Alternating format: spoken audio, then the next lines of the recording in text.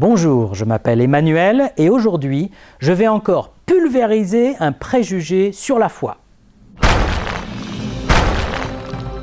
Si je crois en Dieu, je perdrai ma liberté. Voyons ce préjugé. Avec la foi, je vais perdre ma liberté. Et c'est un préjugé classique. Si je mets ma foi en Dieu, alors je pense que je ne serai plus libre comme avant. Je ne pourrai plus m'amuser, je ne pourrai plus vivre dans la débauche comme je veux, non. Je ne pourrai plus faire ce qui me plaît, je ne pourrai plus penser par moi-même, je serai complètement sous le contrôle de la religion. Et ce sont des craintes légitimes. Mais concernant Jésus-Christ, ce sont de fausses craintes. Car avec Jésus-Christ, il n'y a pas de soumission par la force ou contre notre volonté. Il faut faire la différence entre la religion et la foi en Jésus-Christ. La religion peut, il est vrai, mettre ses pratiquants parfois sous un joug très difficile, avec des obligations sans fin, impossibles à réaliser. Et le résultat, c'est que soit on est complètement découragé et déprimé, soit on devient le pire des hypocrites.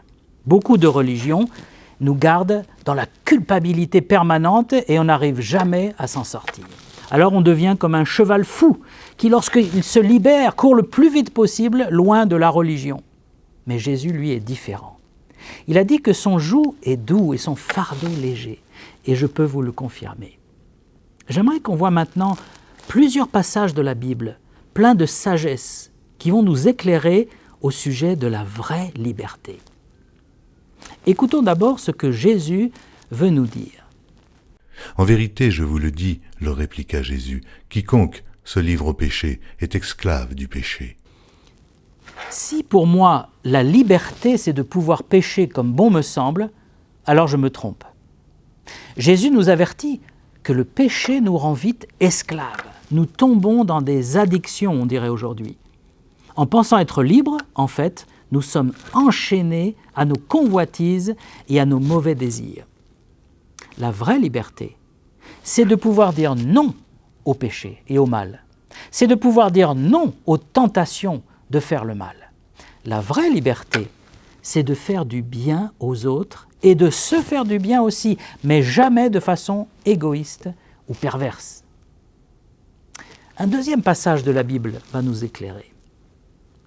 Ils leur promettent la liberté quand ils sont eux-mêmes esclaves de la corruption, car chacun est esclave de ce qui a triomphé de lui. Ils leur promettent la liberté quand ils sont eux-mêmes esclaves de la corruption, car chacun est esclave de ce qui a triomphé de lui.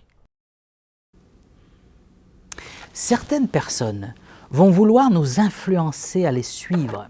Et elles vont nous proposer de l'alcool, de la drogue, des choses occultes ou interdites.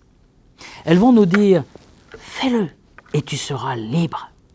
Et c'est ce que Satan a fait avec Ève dans le jardin d'Éden, lorsqu'il lui a dit qu'en mangeant le fruit défendu, elle deviendrait libre et elle serait comme Dieu.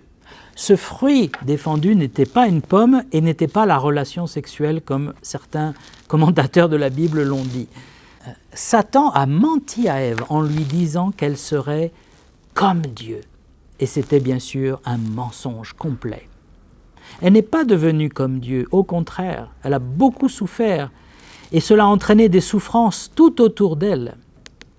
Son fils, Caïn, a assassiné son propre frère Abel. La mort est entrée dans la race humaine alors que Satan avait dit à Ève « Vous ne mourrez point ». C'est le même mensonge du diable qui nous promet aujourd'hui une fausse liberté en s'éloignant de la loi de Dieu. Au contraire, si je veux être libre, je dois me tourner vers Dieu qui seul peut me libérer de mon esclavage.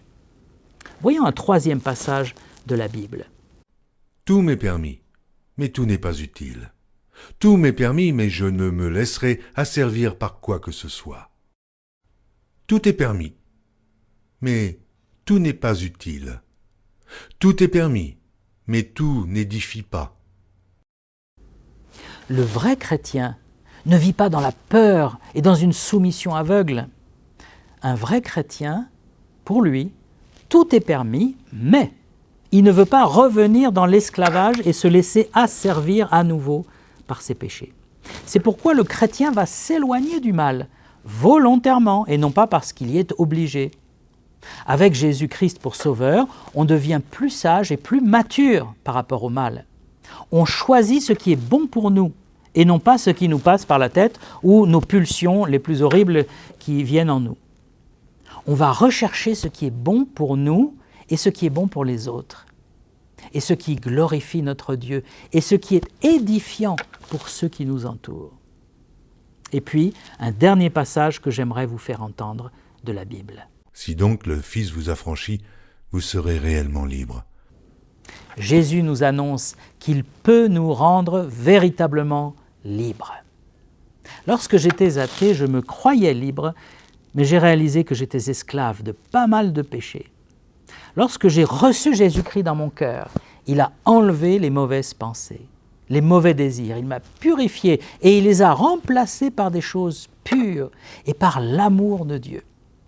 Ainsi, avec Jésus, je suis vraiment libre. C'est vrai que je ne vais pas aller faire n'importe quoi, m'enivrer ou suivre mes dernières pulsions ou suivre les dernières modes, parce que pour moi, ce n'est pas ça la vraie liberté. La vraie liberté, c'est de marcher avec Dieu, d'être en communion avec Dieu par la foi. Et je ne veux pas déplaire à mon Dieu parce que je l'aime et parce qu'il m'aime. Cela n'a rien à voir avec la religion ou avec des obligations religieuses. Pouvoir faire tout ce qui me passe par la tête, ce n'est pas la vraie liberté. Dans ce cas, alors, si j'ai envie de tuer quelqu'un, de violer quelqu'un, de torturer quelqu'un, je devrais me laisser aller pour prouver que je suis libre? Certainement pas. Ma vraie liberté, aujourd'hui, avec Jésus-Christ, c'est d'avoir le pouvoir de dire oui au bien et non au mal. Et vous qui avez ce préjugé, peut-être que vous dites, moi je fais ce qui me plaît, je ne suis pas comme les chrétiens qui s'interdisent plein de choses. Mais est-ce que vous pouvez dire oui au bien, pas seulement oui au mal? Et est-ce que vous pouvez dire non au mal? Quand j'étais nouveau chrétien, mes copains m'ont dit « Alors, avec ta religion chrétienne, maintenant tu ne peux plus faire ceci ou cela, c'est interdit pour toi de faire ceci ou cela. » Et moi je leur ai répondu « Pas du tout, tout m'est permis, mais je n'ai plus envie de faire ça. Ça ne m'intéresse plus. Je le faisais parce que j'étais vide, mon cœur était vide. Mais maintenant que mon cœur est rempli de l'amour de Dieu, de la paix, de la joie, du salut, je n'ai plus envie de faire ces choses idiotes et stupides.